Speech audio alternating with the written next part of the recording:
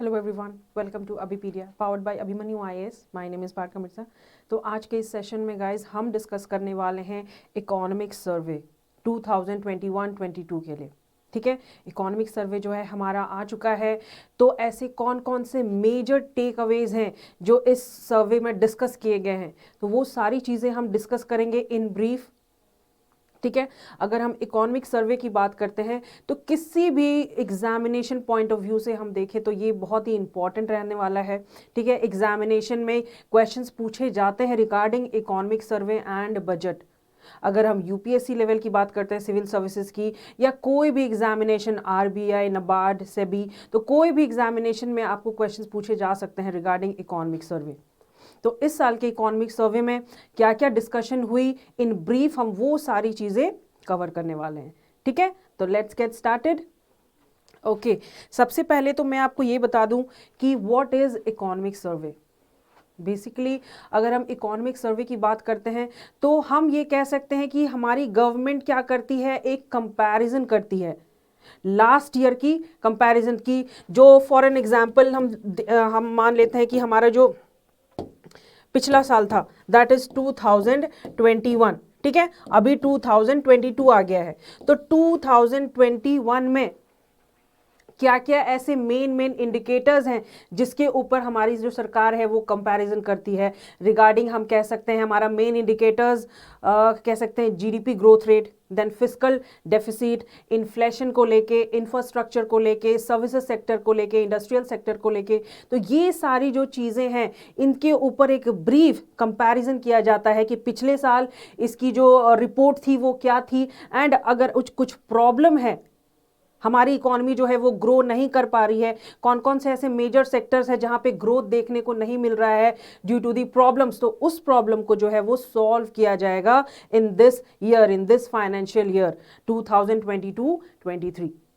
हालांकि हमारा जो 21 का जो फाइनेंशियल ईयर है दैट इज फ्रॉम अप्रैल 2021-22 वो 31 मार्च को एंड होने वाली है कि नहीं। तो different different areas, different different main indicators के थ्रू हम जो है पता करते हैं कि हमारी इकोनॉमी ग्रो कर रही है, डेवलप कर रही है, या कुछ प्रॉब्लम्स हैं। तो ये है हमारा इकोनॉमिक सर्वे। मेन हम कह सकते हैं एक कंपैरिजन, एक इंपॉर्टेंट डॉक्यूमेंट जिसके थ्रू हम कंपैरिजन करते हैं लास्ट ईयर का, कि लास्ट ईयर में कौन कौन से with the help of the indicators हम पता कर सकते हैं हमारी इकोनॉमी के बारे में। ठीक है, फॉर एन एग्जाम्पल अगर हम अपनी स्कूल की रिपोर्ट कार्ड ही ले लें, ठीक है, रिपोर्ट कार्ड में कि जब हम 7th में थे तो उस टाइम जो थी हमारी प्रिपरेशन कैसी थी, जब हमने 7th पास कर लिया, जब हम 8th में आए हैं तो हम उससे अच्छा हम कोशिश करेंगे कि 7th में जितना परसेंटेज, मान लो मेरा 70% आया है क्लास 7th में, ठीक है, ओवरऑल, तो मैं 8 में ये कोशिश करूंगी, जब मैं क्लास 8 स्टैंडर्ड में चली गई हूँ तब मैं ये कोशिश करूंगी कि ना अब मेरा 70% ना है, बट उससे अच्छा परसेंटेज आए, दैट इज 85% टू 90%, है ना। तो उसके लिए मुझे क्या क्या प्लानिंग करनी पड़ेगी, क्या क्या स्ट्रैटेजीज बनानी पड़ेगी, तो वो सारी चीज़ें डिस्कस हम करेंगे हमारे प्लानिंग में, हमारी स्ट्रैटेजीज में। तो ये चीज़ है इकोनॉमिक सर्वे, बेसिकली एक कंपैरिजन। तो हम इसे एक इंपॉर्टेंट डॉक्यूमेंट हम कह सकते हैं कंट्री के इकोनॉमी की। Okay, let's start.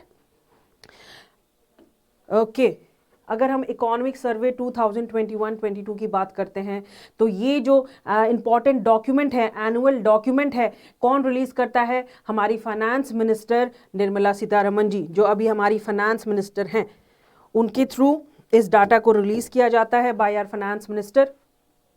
ठीक है, it is a report that the government present on the state of the economy in the past 1 year. Past 1 year की मतलब कि इस साल का जो इकोनॉमिक सर्वे वो निकाल गया था फरवरी, अभी 2 दिन पहले ही, है ना। तो पास्ट ईयर हमारा था 2021, तो 2021 के बारे में एक ब्रीफ रिपोर्ट डिस्कस किया जाता है in the economic survey. The key challenges it anticipates and their possible solutions, कि कौन कौन से ऐसे डिफरेंट डिफरेंट सेक्टर्स में जो चैलेंजेस हैं वो फेस करना है, प्रॉब्लम्स हैं, उसकी सॉल्यूशंस क्या होने वाले हैं। जैसे कि मैंने आपको एक इंडिकेटर्स, जैसे कि मैं डिफरेंट डिफरेंट इंडिकेटर्स मैंने आपको बताया है कंट्री की, जो चीज़ हमें बताती है कि हमारी कंट्री या ग्रो कर रही है, या डेवलप कर रही है, या कॉन्ट्रैक्ट कर रही है। है ना. Then it is prepared by the economic division of the department of economic affairs. Economic survey कौन प्रिपेयर करता है, कौन सा department, the department of economic affairs under the guidance of the chief economic adviser. तो जैसे कि मैं एक आइडिया सी बता दे रही हूँ कि मतलब जो नए हैं, जिसके बारे में जिन बच्चों को इकोनॉमिक सर्वे के बारे में नहीं पता है, तो मैं बस एक छोटा सा आइडिया दे रही हूँ ताकि सबको इसके बारे में पता चल जाए कि एक्चुअली बजट क्या होता है, इकोनॉमिक सर्वे क्या होता है. तो बजट से ठीक एक दिन पहले इकोनॉमिक सर्वे को डिस्कस किया जाता है ना. वो भी हम देख लेते हैं. It is usually presented a day before the union budget is presented in the parliament. ये चीज़ ठीक, जैसे कि बजट जारी किया गया उससे एक दिन पहले ही इकोनॉमिक सर्वे को भी जारी कर दिया जाता है. उसकी भी एक ब्रीफ डिस्कशन होती है. ठीक है. पहला इकोनॉमिक सर्वे कब प्रेजेंट किया गया था इन द पार्लियामेंट? 1950-51 में. ये सारी जानकारी आप लोगों को होगी, बट फिर भी मैं छोटा सा इंफॉर्मेशन, हम अपने इकोनॉमिक सर्वे जो ब्रीफ डिस्कशन करने वाले हैं उसको स्टार्ट करने से पहले मैं छोटा सा एक आइडिया आपको दे दूं कि इकोनॉमिक सर्वे हमारा पहला कब प्रेजेंट किया गया था? 1950-51 में. अप टू 1964, 1950 से 51 में स्टार्ट किया गया था. टिल 1964 जो बजट है एंड इकोनॉमिक सर्वे है वो एक ही दिन पास किया जाता था, प्रेजेंट किया जाता था, कि मतलब एक ही दिन में बजट का भी डिस्कशन होता था एंड हमारे इकोनॉमिक सर्वे की भी डिस्कशन होती थी. बट आफ्टर 1967 इसको अलग अलग कर दिया कि मतलब बजट सेशन जब भी डिस्कस किया जाएगा उसके ठीक एक दिन पहले जो है हमारा इकोनॉमिक सर्वे को डिस्कस किया जाएगा. Okay, it is presented along with the union budget from 1964 onwards. It has been delinked from the budget. ठीक है. ओके, नॉर्मल सी बात है. ये न्यूज़ में क्यों है? न्यूज़ में इसलिए है क्योंकि ये डे टू डे हमारा कंपैरिजन होता है कि पिछले साल से हम किस किस सेक्टर में कमज़ोर हैं, कहाँ हमारे डिफ़ॉल्टीज़ है. हम उस चीज़ को हम उसकी सॉल्यूशन निकालने की कोशिश करेंगे ताकि उस एरियाज़ में भी हम ग्रो कर सकें, डेवलप कर सकें, है ना. रिसेंटली हमारा इकोनॉमिक सर्वे जो है वो भी डिसाइड किया गया in the parliament by our finance minister, जो कि मैंने आपको पहले ही बता दिया है. देन मोस्ट इंपॉर्टेंट थिंग, आपको इससे क्वेश्चन पूछा जा सकता है इन द एग्जामिनेशन कि इस बार का इकोनॉमिक सर्वे का थीम क्या रहा है, central theme. The central theme of this economic survey this year is agile approach. Very important. ध्यान रखना है आपने.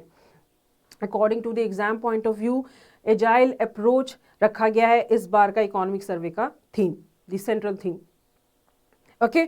अब आपको लग रहा होगा what is agile approach. अगर हम अजाइल अप्रोच की बात करते हैं तो ये हम कह सकते हैं हमारी सरकार की क्या है, ये शॉर्ट टर्म पॉलिसी अप्रोच है. Short term policy approach. ठीक है. इसमें क्या होगा, हमारी गवर्नमेंट जो है अब प्रोएक्टिव हो गई है. मतलब डिफरेंट जो इंडिकेटर्स हैं जो कि हम इकोनॉमिक सर्वे में डिस्कस करते हैं. ठीक है. डिफरेंट इंडिकेटर्स, जैसे कि मैंने आपको बताया कि फिस्कल डेफिसिट हो गया, इंफ्रास्ट्रक्चर हो गया, सर्विस सेक्टर हो गया, एग्रीकल्चर सेक्टर हो गया, देन जीडीपी ग्रोथ रेट हो गया. तो इन सारे सेक्टर्स में से कौन सा ऐसा सेक्टर्स है जहां ग्रोथ देखने को नहीं मिल रहा है, नेगेटिविटी है, प्रॉब्लम्स हैं, तो उन सारे सेक्टर्स को पहले क्या करेगी गवर्नमेंट जो है, शॉर्ट पीरियड ऑफ टाइम में उसे मॉनिटर करती रहेगी. मतलब चेकिंग चालू रहेगा इन दीज इंडिकेटर्स. एंड किसी भी सेक्टर में, किसी भी एक्टिविटी में अगर कुछ प्रॉब्लम गवर्नमेंट को दिख रहा है तो उसे सॉल्व करने की कोशिश करेगी, उस प्रॉब्लम का सॉल्यूशन निकालने की कोशिश करेगी ताकि हमारी जो इकोनॉमी है वो ग्रो करे, डेवलप करे इन दी वर्ल्ड. तो ये जो अजाइल अप्रोच है that is government short term policy approach. ताकि जो गवर्नमेंट की तरफ से जो टारगेट सेट किया गया है कि हम सारे जो गोल्स हैं, जो एम्स हैं, जो ऑब्जेक्टिव्स हैं हमारी कंट्री के लिए, हमारी कंट्री की ग्रोथ के लिए, उसके ऑब्जेक्टिव्स के लिए हम सारी टारगेट्स को कंप्लीट कर सके. So the central theme of this economic survey is agile approach, government short term policy approach. ठीक है. With the help of these, ठीक है। अजाइल अप्रोच के अंडर ही हमारी गवर्नमेंट दो टेक्नोलॉजीज, दो हाईलाइट्स किए हैं, that is the use of satellites and geospatial data to reflect the infrastructural growth. ये दो टेक्नोलॉजीज हमारी गवर्नमेंट ने, दो इंस्ट्रूमेंट जो है, दो डाटा जो है, with the help of these data हमारे कंट्री का इंफ्रास्ट्रक्चरल ग्रोथ देखने को मिलेगा इन एन इकोनॉमी। अगर हम इंफ्रास्ट्रक्चर की ग्रोथ की बात करते हैं तो ये डेवलपमेंट्स में आ जाते हैं, है कि नहीं। अगर किसी भी कंट्री की इंफ्रास्ट्रक्चर ग्रोथ की हम बात करते हैं, अगर किसी भी कंट्री का इंफ्रास्ट्रक्चर ग्रो रहता है, डेवलप रहता है, तो उस कंट्री की हेल्थ इंडिकेटर पता चलता है कि एक्चुअली उस कंट्री का इकोनॉमी कैसा है, इकोनॉमिक हेल्थ कैसा है, कंट्री किस हिसाब से ग्रो कर रही है। तो इंफ्रास्ट्रक्चरल ग्रोथ एक बहुत ही इंपॉर्टेंट रोल प्ले करती है कंट्री की डेवलपमेंट के अंदर। ओके, देन हम बात कर लेते हैं, that is the main indicators of the economic सर्वे, जहां से हमारी जो सरकार है वो कंपैरिजन करती है पिछले साल का क्या था हमारा रिपोर्ट एंड इस साल हम कैसे उसको इम्प्रूव कर सकते हैं, डिफरेंट सेक्टर्स में कैसे इम्प्रूवमेंट ला सकते हैं। जैसे कि मैंने आपको पहले भी बताया कि जीडीपी ग्रोथ अगर हम बात करते हैं तो पिछले साल का जो है 2022 की बात करते हैं तो हमारा जीडीपी ग्रोथ था, दैट इज 9.2%, है ना। बट इकोनॉमिक सर्वे अब हमारी सरकार जो है वो एस्टिमेशन दी है कि 2022-23 का जो जीडीपी ग्रोथ रेट है वो कितना होगा, 8% से 8.5% तक का। ठीक है, तो ये जो प्रोजेक्शन है हमारा, इस साल का प्रोजेक्शन दिया गया है 2022-23 का जीडीपी कितना रहने वाला है, 8 से 8.5% तक। पिछला साल का कितने था हमारा GDP growth rate, that is 9.2%। हमारी इकोनॉमी बहुत ग्रोथ देखने को मिली थी आफ्टर द पैंडेमिक तो अभी चल ही रहा है, बट 2019-20 की बात करते हैं तो ये एक बहुत ही अच्छी बात है। देन हम बात कर लेते हैं हमारा second indicator, that is fiscal deficit in the sense कि हमारी सरकार को जब बोरो करने की ज़रूरत पड़ जाती है, जब हमारी कंट्री में फंड्स की कमी पड़ जाती है, हमारा जो रेवेन्यू है कंट्री का वो कम रहता है, तो वो चीज़ हो जाती है फिस्कल डेफिसिट। हम इसके बारे में भी बात करेंगे। Then third indicator we have inflation, महंगाई, इन्फ्लेशन। तो इन्फ्लेशन हम कैसे पता कर सकते हैं, wholesale price index and consumer price index, ये भी एक इंडिकेटर है इन दी इकोनॉमिक सर्वे को अगर रिलेट करते हैं हम तो। देन फॉरेन एक्सचेंज रिजर्व्स, हमारे कंट्री में इंडिया का बहुत ही मतलब ह्यूज फॉरेन एक्सचेंज भी है जो कि बहुत ही हेल्दी है, ठीक है। Then agriculture, forestry and fishing का क्या हाल है, इंडस्ट्रियल ग्रोथ क्या है, सर्विसेज सेक्टर का क्या रोल प्ले करता है हमारी पिछले साल की कंपैरिजन में, तो वो सारी चीज़ें जो है हम कवर करेंगे in the economic survey. So these are the main important indicators जो कि इंडिकेट करती है, हमें हेल्प करती है टू मेक अ कंपैरिजन कि कंट्री ग्रो कर रही है, डेवलप कर रही है, कि कॉन्ट्रैक्ट कर रही है। ठीक है, चलिए okay, the key points of the economic सर्वे 2021-22 कि इकोनॉमिक सर्वे में किन किन जो बेसिक मेन एरियाज है, कोर एरियाज है जिस पे डिस्कशन किया गया। हमें पता है कौन कौन से इंपॉर्टेंट एरिया है, कोर एरियाज है जिस पे डिस्कशन किया गया, GDP growth rate, inflation, fiscal developments, agriculture, infrastructure, services, employment, sustainable development. तो ये सारे इंपॉर्टेंट एरियाज हैं जो हम आगे देखेंगे। तो आज के सेशन में हम एक कंप्लीट एनालिसिस करेंगे इकोनॉमिक सर्वे का, एक कंप्लीट कंपैरिजन करेंगे। ओके, चलिए ओके। अगर पहला है जो है हमारा indicator, that is the state of the economy, हमारी कंट्री की इकोनॉमी का क्या हाल है। अगर हम पैंडेमिक की बात करते हैं, ड्यूरिंग दिस पैंडेमिक जो 2019 से स्टार्ट हुआ था, है ना, 2019 नवंबर दिसंबर से जो चीज़ स्टार्ट हो गई थी, उस टाइम से लेकर अभी हम देखें तो 2019-20 की अगर हम बात करते हैं तो उस टाइम पे क्या हुआ था, हमारी इकोनॉमी बहुत ज़्यादा कॉन्ट्रैक्ट हो गई थी, रिसेशन में चली गई थी, है ना, हर एक चीज़ बंद पड़ा था, लॉकडाउन्स हो गए थे। तो उस टाइम पे क्या हो गया था कि हमारे सरकार के पास रेवेन्यू आने का तो कोई सोर्स नहीं था, रेवेन्यू बहुत ही कम हो गया था, बट उन्हें खर्च बहुत करना पड़ा था कंट्री के लिए, कंट्री के इकोनॉमी के लिए, क्योंकि हर एक चीज़ बंद पड़ा था, लॉकडाउन्स थे, हर एक चीज़, बिजनेस बोलो, ट्रेडिंग बोलो, इन्वेस्टमेंट बोलो, स्कूल कॉलेजेस, हर एक चीज़ लॉकडाउन हो गया था, है ना। तो अगर हम जीडीपी ग्रोथ रेट की बात करते हैं, the Indian economy estimated to grow by 9.2% in the real times in 2021-22। जैसे कि मैंने पहले ही आपको बताया कि हमारा जो जीडीपी एस्टिमेटेड था फॉर 2021-22 का, दैट इज 9.2%, है ना। अब उसमें भी एक कॉन्ट्रैक्शन देखने को मिला ऑफ 7.3% इन 2020-21। अगर हम 2020-21 की बात करते हैं तो उस टाइम पे हमारा जीडीपी ग्रोथ रेट क्या था, 7.3%। नॉर्मल सी बात है, ड्यू टू दी पैंडमिक सरकार के पास पैसा नहीं था एंड खर्च जो थे वो ज़्यादा बढ़ ही रहा था, खर्च जो था वो ज़्यादा बढ़ ही रहा था, है ना। बट इस साल का 2022-23 की बात करते हैं तो जीडीपी प्रोडक्शन, जीडीपी जो ग्रोथ रेट एस्टिमेटेड किया गया है, प्रेडिक्शन किया गया है, दैट इज 2022-23 के लिए दैट इज 8 से 8.5% तक का रहने वाला है।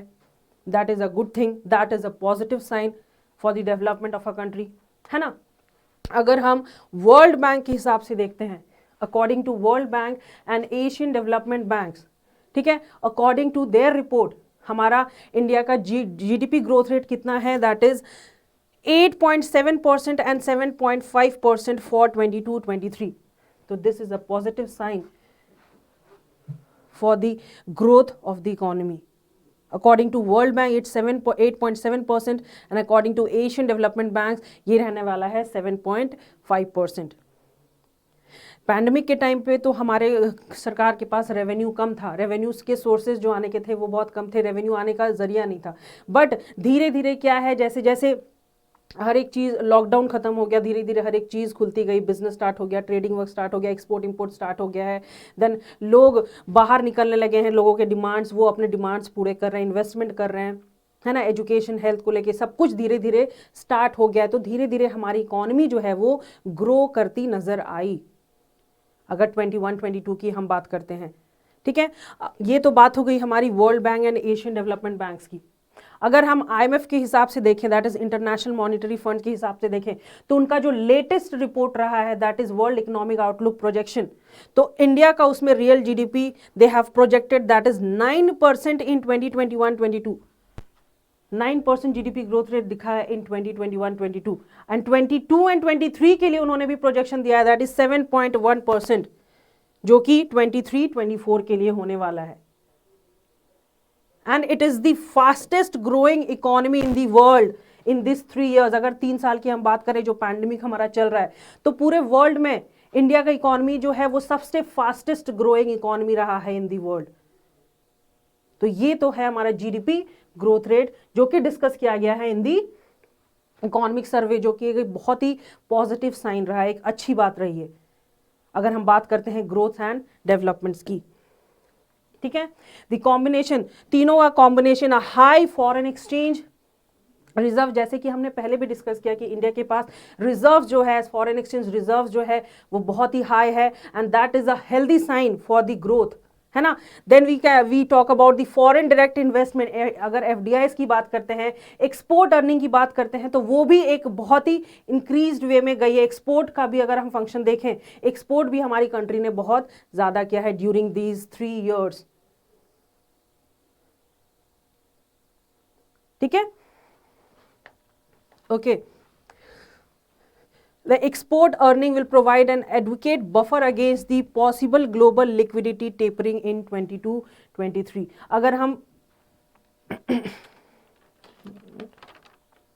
अगर हम ग्लोबल लिक्विडिटी टेपरिंग की बात करते हैं तो बेसिकली टेपरिंग क्या हो जाता है, टेपरिंग अगर हम बात करते हैं तो ये क्या है, ये एक पॉलिसी है जो कि सेंट्रल बैंक की ट्रेडिशनल पॉलिसी को मॉडिफाई करती है। बेसिकली ये क्या क्या करती है, ये असेट्स जो परचेज करते हैं, उन असेट्स परचेज जो करते हैं उस प्रोसेस को वो ये स्लो डाउन करती है। So that directly leads to QE, that is quantitative easing policies, जो कि हमारी सेंट्रल बैंक जो है वो यूज करती है। तो ये सारी चीजें, foreign exchange reserves, FDIs, export earnings, तो ये सारी चीजें बहुत ज्यादा देखने को मिला है इंडिया के ग्रोथ रेट में, जो कि सारी चीजें इंक्लूड होती है अंडर जीडीपी। तो ये एक बहुत ही अच्छी बात है ना। यहाँ पे भी हमारे सर्वे में एक बहुत ही अच्छी बात देखने को मिली है। देन हम बात करते हैं फिस्कल डेवलपमेंट्स की। फिस्कल डेवलपमेंट्स की अगर हम बात करते हैं, दैट इज अगर हम पैंडेमिक की बात कर लेते हैं कि 2019 2020 21। तो 2019 20 2021 की बात करते हैं तो ड्यूरिंग दिस पैंडमिक हर एक चीज़ बंद पड़ा था, लॉकडाउन पड़ गया था, है ना। तो उस टाइम पे जैसे कि मैंने पहले भी बताया कि हमारी सरकार के पास जो थी है वो पैसा का बहुत कमी पड़ गया था, फंड्स की कमी पड़ गई थी, रेवेन्यू आने के सोर्सेज नहीं थे, लेकिन खर्च जो था वो उतना ही दिन पर दिन बढ़ते ही जा रहा था। लेकिन अगर हम पिछले साल की रिपोर्ट देखें 2021-22 की, अगर हम रिपोर्ट देखें 2021 की, तो वहां पे फिस्कल डेवलपमेंट्स देखने को मिले। Fiscal development in the sense कि हमारी गवर्नमेंट को दूसरे कंट्री से बोरो करने की ज़रूरत नहीं पड़ी, रेवेन्यूज में जो है वो इंक्रीमेंट देखने को मिला है। Fiscal deficit in the sense क्या हो जाता है, फिस्कल डेफिसिट क्या हो जाता है कि जहां पे हमारी कंट्री की जो एक्सपेंडिचर है, खर्चे जो है सरकार की, वो ज़्यादा हो जाती है रेवेन्यू से। दी एक्सपेंडिचर एक्सीड्स दी रेवेन्यू, जहां हमारी सरकार को बोरो करने की ज़रूरत पड़ जाती है कि नहीं। अगर फिस्कल डेफिसिट की बात करते हैं तो ड्यूरिंग द पैंडेमिक अगर हमारी कंट्री जो है दूसरे कंट्री से बोरो नहीं करती तो इससे क्या हो जाता, सबसे ज़्यादा फर्क किसको पड़ता, इंडस्ट्रियलाइजेशन को। इंडस्ट्रीज जो है वो बंद हो जाती, अगर इंडस्ट्रीज बंद हो जाती तो प्रोडक्शन कहाँ से होता है, प्रोडक्शन, डिस्ट्रीब्यूशन, मार्केटिंग, तो ये सारी चीज़ें क्या है, एक सप्लाई चेन है, एक इंटर रिलेटेड है हर एक दूसरे से। इससे क्या होता है, सबसे ज़्यादा इफेक्ट पड़ता है हमारे एम्प्लॉयमेंट अपॉर्चुनिटीज़ को। एम्प्लॉयमेंट नहीं मिलता है, लोगों को रोजगारी नहीं मिलती है, लोग बेरोजगार हो जाते हैं, तो खाना पीना वो कहाँ से अपना मेंटेन कर सके। तो यहाँ पे भी 2021 की अगर हम बात करते हैं according to the economic survey, तो वहां पे फिस्कल डेवलपमेंट्स देखने को मिले हैं। Let's see. Sustained revenue collection and targeted expenditure policy has contained the fiscal deficits for April to November 2021 at 46.2% of the budget estimate. According to the budget estimation, fiscal deficits for April to November कितना हो गया है 2021 की अगर हम बात करते हैं, दैट इज 46.2%। तो यहां पे भी एक ग्रोथ, एक डेवलपमेंट ग्रोथ देखने को मिली है। हमारी गवर्नमेंट को है वो ज्यादातर पैसा जो है वो बोरो करने की जरूरत नहीं पड़ी है, इतना रेवेन्यू जनरेट था हमारे कंट्री में, है ना। द रेवेन्यू रिसीप्ट्स की अगर हम बात करते हैं हमारी सेंट्रल गवर्नमेंट की फ्रॉम अप्रैल टू नवंबर, तो ये कितना हाई हो गया है, दैट इज 67.2%। ये एक बहुत ही पॉजिटिव साइन है ग्रोथ का, अगर हम देखें डेवलपमेंट की ओर देखें कि हमारे पास सरप्लस हो रहा है, रेवेन्यू हमारे पास सरप्लस है, रेवेन्यू जनरेटेड है। अगर रेवेन्यू जनरेटेड है तो हमारी सरकार को यहाँ पे प्रॉब्लम नहीं होगी, हमारी गवर्नमेंट को जो है यहाँ पे प्रॉब्लम नहीं होगी इन्वेस्टमेंट करने में for in the infrastructure and different sector, industrial sector, service sector, infrastructure पे, एग्रीकल्चर पे, है ना। तो ये एक बहुत ही अच्छी बात है, तो ये चीज आपको नोट डाउन करके रखनी है, ठीक है। रेवेन्यू रिसीव जो कि सरप्लस में दिखा है, that is 67.2% as against the expected growth that is 9.6% in 2021-22 budget estimates. तो ये चीज आपने ध्यान में रखनी है, ये एक पॉजिटिव साइन है। ओके, देन अगर हम टैक्स की बात करते हैं, टैक्स का gross tax revenue, gross tax जैसे कि हमने पहले भी बात की कि रेवेन्यू जो है इस बार हमारी सरकार के पास जनरेट हुआ है फ्रॉम डिफरेंट सोर्सेज, क्योंकि हर डिफरेंट सेक्टर से, एलाइड सेक्टर हो, डिफरेंट सेक्टर्स हो, इंडस्ट्रियल सेक्टर हो, एग्रीकल्चर सेक्टर हो, डिफरेंट सेक्टर से अच्छा टैक्स रेवेन्यू जनरेट हुआ है गवर्नमेंट के पास। तो वहां पे भी एक ग्रोथ देखने को मिला है, that is the growth of over 50% during April to November 2021। अप्रैल से नवंबर के बीच 50% का ग्रोथ देखने को मिला है इन दी ग्रॉस टैक्स रेवेन्यू। अगर हम पैंडेमिक की बात करते हैं तो ये चीज तो बहुत ही रिसेस्ड हो गया था, क्योंकि वहां पे जितने भी सारे फैक्टर्स थे वो सब रिसेस्ड हो गए थे, कॉन्ट्रैक्ट कर गए थे, हर एक फैक्टर बंद पड़ा था ड्यूरिंग दी लॉकडाउन्स, है ना।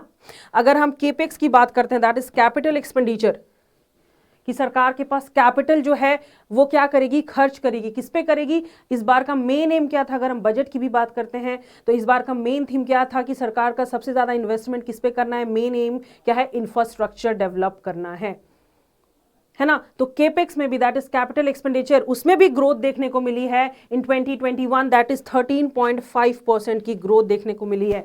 जो हमारी गवर्नमेंट का मेन फोकस किस पे था? Infrastructure intensive sectors, infrastructure in the sense railways, roads, buildings, dams, है ना, ये सारी चीज़ें आ जाती हैं हमारी इंफ्रास्ट्रक्चर में। इंफ्रास्ट्रक्चर होगा, प्रोडक्टिविटी होगी, लोगों को एम्प्लॉयमेंट अपॉर्चुनिटीज़ मिलेगी, एंड हर एक चीज़ जो है वो धीरे धीरे ग्रो करेगी।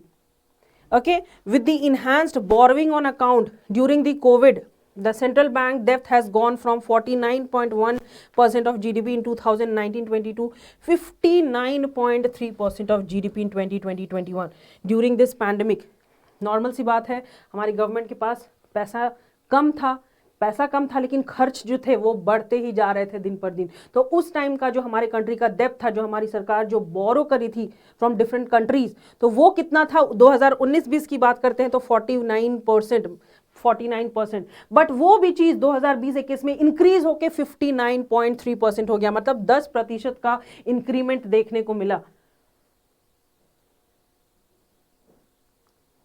बट धीरे धीरे हमारी इकोनॉमी जो क्या थी, जो रिसर्च थी, धीरे धीरे ग्रो कर रही थी। डिफरेंट फैक्टर्स पे इंक्रीमेंट देखने को मिला, रिकवरी हमारी डिफरेंट सेक्टर्स जो थी, एक्टिविटीज जो थी वो धीरे धीरे ग्रो कर रही है 2021 की अगर हम बात करते हैं।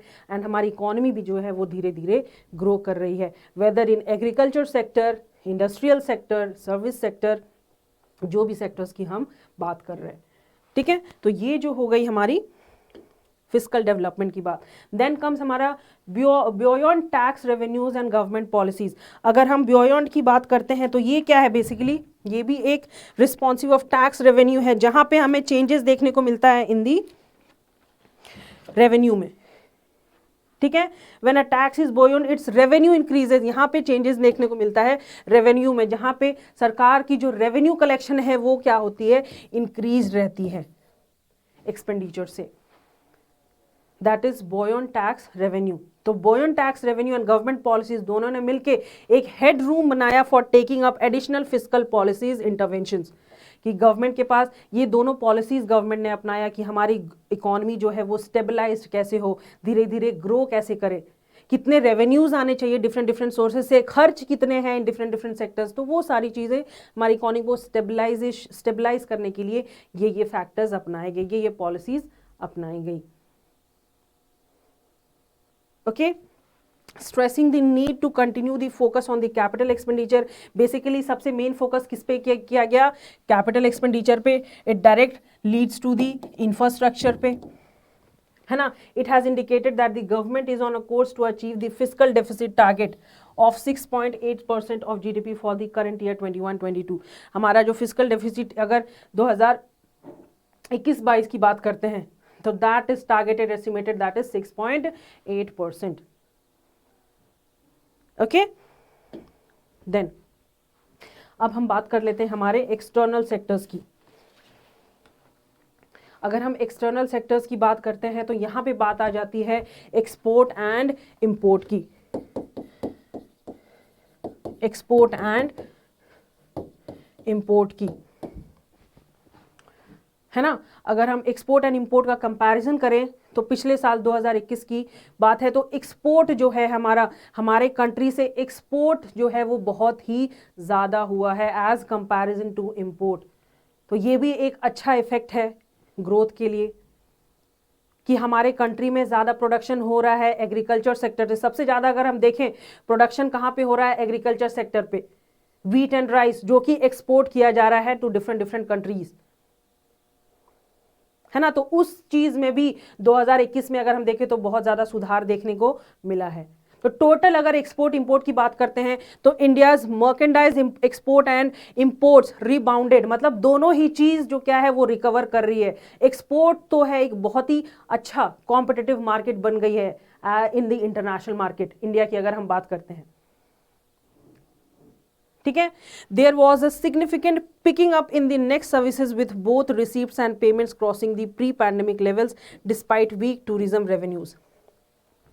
एक्सपोर्ट तो यहाँ पे देखा गया बहुत ज़्यादा, ठीक है। एक्सपोर्ट प्रमोशन जो है, एक्सपोर्ट किया गया हमारी कंट्री से, बहुत ज़्यादा एक्सपोर्ट फंक्शन देखने को गया कि export of products and services बहुत ज़्यादा हुआ। बट वहाँ पे ही रेवेन्यूज, अगर हम पैंडमिक की बात करते हैं तो रेवेन्यूज किस हिसाब से कम, कौन कौन से डिफरेंट एरिया से है जो रेवेन्यू वहाँ से कम देखने को मिले हैं, दैट इज टूरिज्म सेक्टर से। नॉर्मल सी बात है, पैंडमिक में हर एक चीज़ बंद पड़ी थी, लोग एक से दूसरे जगह नहीं जा रहे थे, लोग अपने काम छोड़ छोड़ के घर पे चले गए थे, लोगों के पास काम नहीं था, जिसका काम था उन्होंने अपना बिजनेस बंद कर दिया था। तो टूरिज्म का सब इफेक्ट पड़ा है, टूरिज्म पे इफेक्ट पड़ा है कोविड का। तो ये हो गया हमारा एक्सटर्नल सेक्टर की बात। अगर हम एक्सटर्नल सेक्टर की बात करते हैं तो टोटल अगर हम एक्सपोर्ट की बात करते हैं तो इंडिया पहुंच गया है $400 बिलियन, 400 बिलियन को तक पहुंच जाएगा इंडिया का टोटल एक्सपोर्ट। मतलब हम कह सकते हैं एक अचीवमेंट ही है इंडिया के लिए। अगर हम एक्सपोर्ट की बात करते हैं, export basically import and export की बात करते हैं, तो एक्सपोर्ट में इंडिया पहुंच गई है कहाँ, $400 प्रोडक्ट्स एंड सर्विसेज जो कि एक्सपोर्ट कर चुकी है internationally as comparison to imports. ठीक है, तो ये भी एक बहुत ही अच्छी चीज है। देन अगर हम नेट कैपिटल फ्लोज की बात करते हैं तो नेट कैपिटल फ्लोज वो भी काफ़ी ज़्यादा उसमें भी इंक्रीमेंट देखने को मिली है, ग्रोथ देखने को मिली है as 65.6 billion in the first half of 2021-22 on account of continued inflows of foreign investment. Net capital flows import and export का ज़्यादा असर देखने को मिला है, ये भी एक बहुत अच्छी बात है। यहाँ पे भी ग्रोथ देखने को मिली है ऑफ 65.6 बिलियन की। एंड जो कंटिन्यूड इनफ्लोज एंड आउटफ्लोज, पैसा का जो बाहर कंट्री से जो इनफ्लोज हो रही है, पैसा हमारे कंट्री में आ रहा है एज अ फॉरेन इन्वेस्टमेंट, उसमें भी ग्रोथ देखने को मिला है। Revival in the net external commercial borrowings, higher banking capital and additional special drawing rights allocation. तो इन सारी चीज़ों पे ये सारी चीज़ें इंक्लूडेड हैं अंडर बीओपी। तो अगर हम एक साथ बीओपी की बात करते हैं एक्सटर्नल सेक्टर की, तो यहाँ पे नेट कैपिटल फ्लोज है, उसमें भी इंक्रीमेंट ग्रोथ देखने को मिली है, that is 65.6 billion in the first half of 2021-22। Okay, अगर हम यहाँ पे बात करते हैं तो फॉरेन एक्सचेंज रिजर्व जो है ये एक बहुत ही हेल्दी रहा है इंडिया के लिए। फॉरेन एक्सचेंज रिजर्व जो है वो बहुत काफ़ी ज़्यादा है इंडिया के, अगर हम बात करते हैं डिफरेंट कंट्रीज से।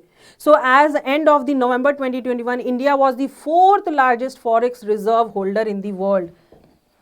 चौथे 4th पोजीशन पे आ रही है in the world in terms of foreign reserve after China, Japan and Switzerland. तो ये चीज़ आपको क्वेश्चन पूछा जा सकता है एग्जामिनेशन में, एग्जाम पॉइंट ऑफ व्यू से ये बहुत ही इंपॉर्टेंट रहने वाला है आप लोगों के लिए कि इंडिया का क्या पोजीशन है रिगार्डिंग फॉरेन फॉरेक्स रिजर्व में। तो India holds the 4th largest forex reserve holder after China, Japan and Switzerland. ठीक है, देन हम बात कर लेते हैं हमारा monetary management and financial intermediaries. अगर हम मॉनेटरी मैनेजमेंट की बात करते हैं तो मॉनेटरी मैनेजमेंट में आरबीआई का क्या रोल रहा है पिछले साल, अगर हम देखें उनके एक्टिविटीज़ में, लिक्विडिटी क्या चल रहा है मार्केट में, आईपीओज के क्या हाल समाचार है मार्केट का, तो ये सारी चीज़ें हम देखेंगे in the monetary management and financial intermediation में। ठीक है, ओके अगर हम मॉनेटरी मैनेजमेंट की बात करते हैं तो आरबीआई ने यहाँ पे क्या किया है, मनी सप्लाई को ज़्यादा इंक्रीज ही रखा है ड्यूरिंग 2021 की। अगर हम बात करते हैं तो 2021 की बात करते हैं तो according to RBI, according to the economic survey, RBI ने क्या किया है, हमारे रिजर्व बैंक ऑफ इंडिया ने क्या किया है, मनी सप्लाई को मार्केट में इंक्रीज ही रखा है ताकि क्या हो, लोगों के पास पैसा रहे। अगर मनी सप्लाई कम कर दिया जाएगा, लोगों के पास पैसा नहीं होगा, लोगों के पास पैसा नहीं होगा तो वो काम क्या करेंगे, लोगों का डिमांड जो है वो कम हो जाएगी, लोगों के जो सेविंग्स एंड इन्वेस्टमेंट है सब में इसका असर देखने को मिलेगा। तो मनी सप्लाई को जानबूझ के इंक्रीज ही रखा है, remain unchanged at, repo rate जो है रिमेन अनचेंज्ड एट 4%, ताकि इंडस्ट्रियलाइजेशन पे ज़्यादातर फर्क ना पड़े। अगर मनी सप्लाई को कम कर दिया जाएगा तो इंडस्ट्रीज जो बेसिक कॉरपोरेशंस है, जो ऑर्गेनाइजेशंस है, जो कंपनीज हैं, अगर उनको पैसे की ज़रूरत पड़ेगी तो वो कहाँ से पैसे लेंगे? अगर उनको पैसा नहीं मिला तो उनकी जो इंडस्ट्रीज़ है, जो बिजनेस है, वो बंद पड़ जाएंगे। तो इसी चीज़ को, सारी चीज़ को ध्यान में रखते हुए आरबीआई ने ये फैसला किया था कि मनी सप्लाई को क्या करना है, डिक्रीज नहीं करना है, कम नहीं करना है, इंक्रीज ही रखना है। इसके लिए रेपो रेट को अनचेंज ही रखा गया एट 4%, ताकि मनी सप्लाई मार्केट में रहे, लोगों के पास पैसा है, लोगों के डिमांड्स बढ़े, इन्वेस्टमेंट करें, सेविंग करें, इंडस्ट्रियलाइजेशन हो, ज़्यादा से ज़्यादा प्रोडक्टिविटी हो, एम्प्लॉयमेंट बढ़े, है ना। Then okay, the liquidity in the system remained in surplus, liquidity market में मेंटेन ही रहा, मनी सप्लाई बढ़ी ही रही आरबीआई के थ्रू, ठीक है। रेपो रेट रिमेन अनचेंज ही रहा, 2021-22 की बात करते हैं। Then Reserve Bank of India undertook various measures, RBI ने हमारे डिफरेंट मेजर्स, डिफरेंट इंस्ट्रूमेंट अपनाए ताकि हमारी इकोनॉमी जो है वो स्टेबलाइज रहे। That is G sec acquisition programmes and special long term repo operations. तो ये सारे इंस्ट्रूमेंट क्या है, अगर हम special long term repo operation की बात करते हैं तो बेसिकली क्या हो जाता है, इसमें जितने भी सारे कॉमर्शियल बैंक्स हैं, कॉमर्शियल बैंक्स क्या हैं, वो 1 से 3 साल तक का लोन ले सकते हैं। दैट इज 1 से 3 साल तक का उन्हें लोन मिल सकता है कॉमर्शियल बैंक्स को from Reserve Bank of India, from our central bank, to provide further liquidity, to maintain liquidity basically into the currency. ठीक है। देन अगर हम बैंक रेट की बात करते हैं, कॉमर्शियल बैंक के अकॉर्डिंग अगर नीचे अगर आ जाता है तो बैंक रेट की बात करते हैं, तो बैंक क्रेडिट ग्रोथ भी देखने को मिला है हमारे कंट्री में। बैंक क्रेडिट ग्रोथ फॉर 2021-22 की बात करते हैं तो 5.3% देखने को मिला है इन अप्रैल, जो कि इंक्रीज होके 9.2% हो गया है इन दी दिसंबर मंथ 2021। तो ये भी एक पॉजिटिव साइन है, एक पॉजिटिव ग्रो है जो कि बैंक में देखने को मिला है, कॉमर्शियल बैंक्स में, ठीक है। देन हम बात करते हैं एनपीएस का, ग्रॉस नॉन परफॉर्मिंग एसेट्स की, gross non performing advancer assets.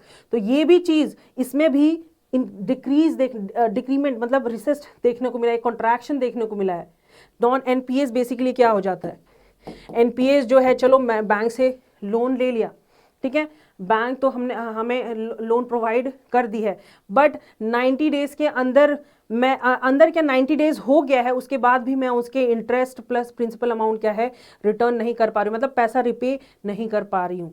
So that are NPS.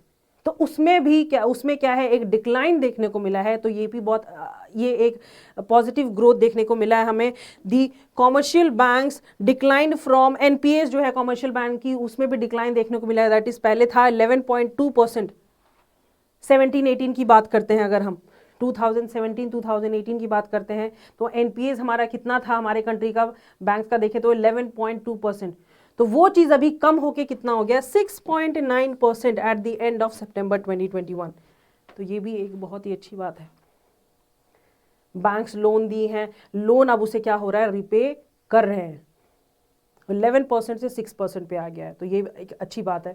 Then NPS की हमने बात करी, अगर एनपीए रेशियोज की बात करते हैं तो ये भी चीज डिक्लाइन की है फ्रॉम 6% पहले था, अब होके 2.2% हो गया during 2021 at the same period, at the end of September 2021,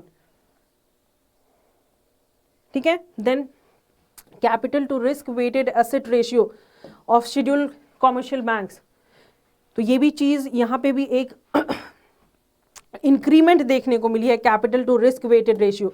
हाँ, हमने कैपिटल ले लिया है बट एट रिस्क, तो वो उसमें भी इंक्रीमेंट 2013-14 की बात करते हैं तो ये चीज़ थी 13%, बट 2021 की अगर हम बात करते हैं तो it is 16.54% eight the end of September eight the same period of time. तो ये सारी चीज़ें हैं, ये एक हेल्दी ग्रोथ देखने को मिली है इन द ईयर 2021 में। पैंडेमिक्स अगर 3 साल की बात करते हैं, 2019 की बात करते हैं, 2020 की बात करते हैं, तो ये एक बहुत ही पॉजिटिव इंक्रीमेंट, एक ग्रोथ हमारी कंट्री के लिए देखने को मिल रहा है। तो ये एक बहुत ही अच्छी बात है। तो ये सारी चीज़ें डिस्कस करी गई हमारी इकोनॉमिक सर्वे में, ठीक है। Then exceptional year for the capital markets.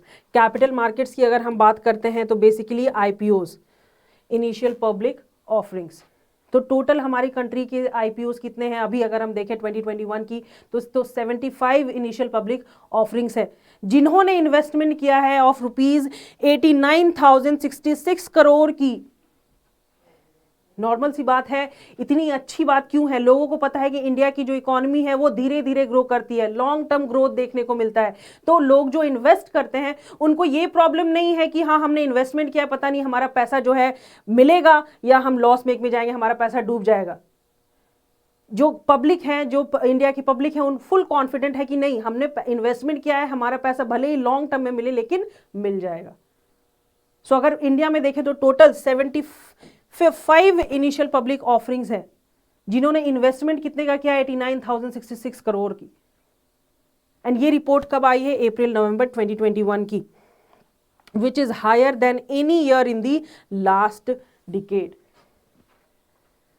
तो ये भी एक बहुत ही पॉजिटिव, ये तो एक बहुत ही पॉजिटिव इंक्रीमेंट देखने को मिली है इन द लास्ट डिकेड्स में।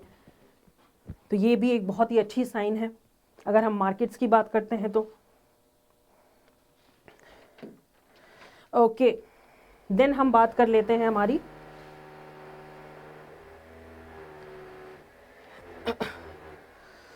ये जितनी भी सारी हमने बात की है ये मैक्रो इकोनॉमिक फंडामेंटल्स है जहां पे हमारी इकोनॉमी जो है वो डिफरेंट सेक्टर्स में, एरियाज में ग्रो करते हुए देखने को मिल रही है हमें। तो लॉन्ग टर्म ग्रोथ देखने को मिला। इंडिया का यही प्रोसीजर है कि हमें ग्रोथ देखने को मिलता है but for a long period of time, है ना। तो अब हम बात कर लेते हैं प्राइसेस एंड इन्फ्लेशन की। अगर हम प्राइसेस एंड इन्फ्लेशन की बात करते हैं तो नॉर्मल सी बात है, गुड्स प्रोडक्ट्स की प्राइसेस, इन्फ्लेशन महंगाई। तो इन्फ्लेशन हम कैसे मेजर करते हैं? With the help of CPI and WPI, ये हम सबको पता है, that is consumer price index and wholesale price index. अब कंज्यूमर प्राइस इंडेक्स क्या है आप लोगों को पता होगा, बट फिर भी मैं आपको बता दे रही हूँ कि वी दी कंज्यूमर्स, जो हम गुड्स एंड सर्विसेज, जो गुड्स प्रोडक्ट्स एंड गुड्स जो खरीदते हैं, जो बास्केट में प्रोडक्ट्स एंड सर्विसेज खरीदते हैं इन दी मार्केट में गुड्स, एंड उसके प्राइसेस में जब फ्लक्चुएशंस आती हैं तो वो सारी चीज़ें आ जाती हैं अंदर सीपीआई। एंड अगर हम डब्ल्यूपीआई की बात करते हैं तो होलसेल प्राइस इंडेक्स, ये होलसेल मार्केट में जब हम सामान खरीदने जाते हैं वहाँ पे प्राइसेस में जब फ्लक्चुएशंस आती है। तो इन्फ्लेशन हम दो चीज़ों से मेजर करते हैं हमारी कंट्री में, सीपीआई एंड डब्ल्यूपीआई।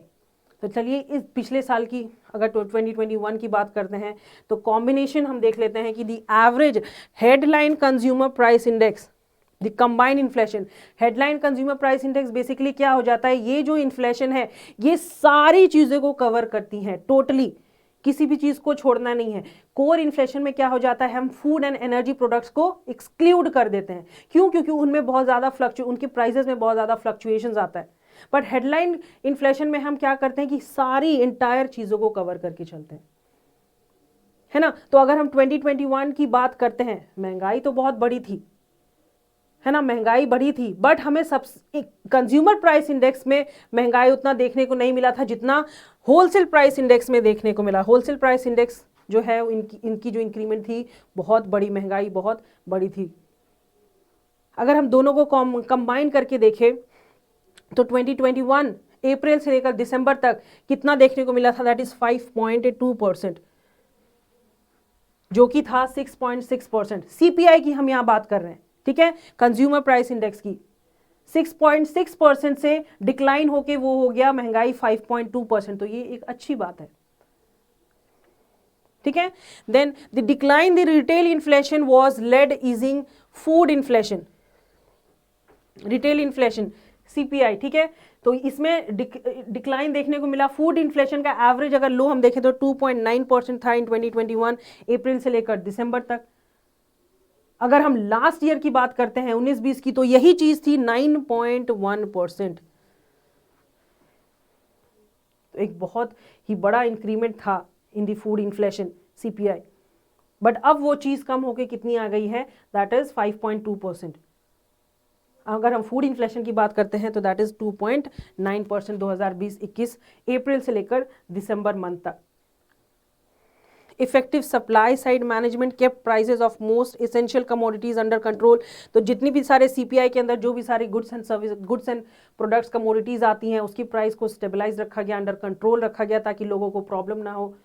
यहाँ क्या हो जाता है, महंगाई तो बढ़ जाती है लोगों, लेकिन लोगों का इनकम जो है वो वही उतना ही स्टैग्नेंट रहता है, उसमें कुछ फ्लक्चुएशंस देखने को नहीं मिलते हैं। तो लोग क्या करते हैं, सोच समझ के खर्च भी करते हैं।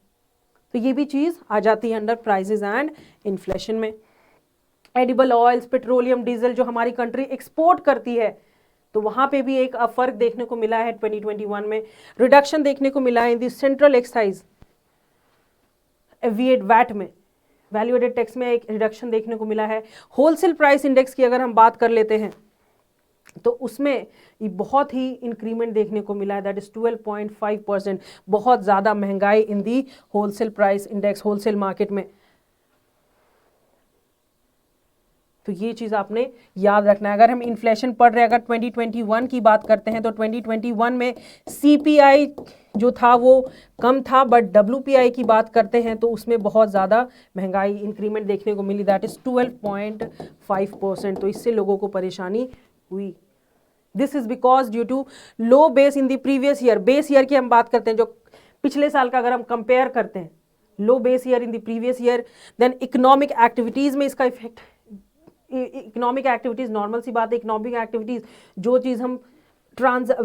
चीज मॉनेटरी वैल्यू से डील कर रही है, तो वो भी चीज आ जाती है, which is regarding wholesale inflation, कि क्यों होलसेल इन्फ्लेशन जो है इतना महंगा बढ़ गया, महंगाई अचानक से WPI की क्यों बढ़ी। Then sharp increase in the international prices of crude oil. Normal सी बात है, अगर इंटरनेशनल मार्केट में क्रूड ऑयल्स, पेट्रोल, डीजल की प्राइस बढ़ेगी तो हमारे कंट्री में भी उसका रेट बढ़ेगा, प्राइसेस बढ़ेगी। इसके वजह से भी इसका इफेक्ट देखने को मिला है, adverse effect wholesale price index में।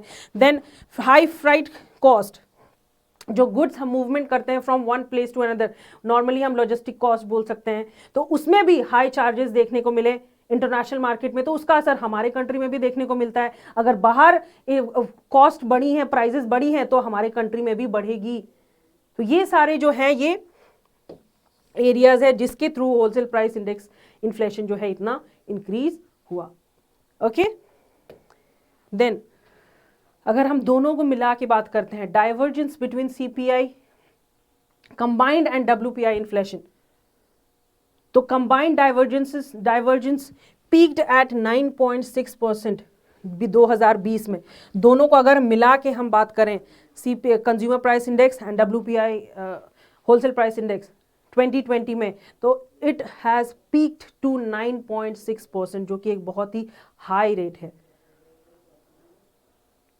बट उस नेक्स्ट ईयर, ये 2020 की बात हो रही है, तब नेक्स्ट ईयर हम 2021 की बात करते हैं तो 9.6% से सीधा डिक्लाइन होके वो कितना हो गया है, 8% पे।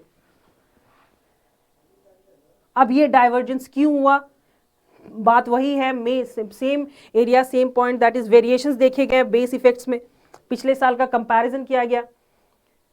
देन इंडिसेस पे डिफरेंसेस देखने को मिले in the cops objectives indices पे। प्राइस कलेक्शन में गुड्स एंड कमोडिटीज की डिफरेंट आइटम्स जो कि कवर्ड किया गया अंडर डिफरेंट कमोडिटीज। वेट्स में WPI being more sensitive to cost push inflation led by imported goods. हमारी कंट्री में गुड्स भी इंपोर्ट किया जाता है ना, तो वो चीज आ जाती है।